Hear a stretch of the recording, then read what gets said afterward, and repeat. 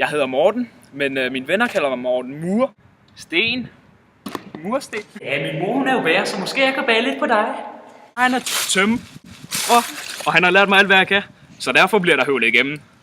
Jeg ligger på lur i struer. Ja, normalt bruger jeg meget tid her på sko, løn og det sokker. Jeg håber ikke, du har kunstige tasker. Håber du kan lide Løve. fordi det kan jeg. Det kan jeg nemlig. Tiden den flyver bare afsted, når du er i mit selskab. Din verden vil lyse op om ikke mig. Håber jeg har tændt dig, eller at du er brandvarm. Håber ikke du er en pivskid, for jeg lever på kanten. Så jeg håber du er klar på at tage springet med mig.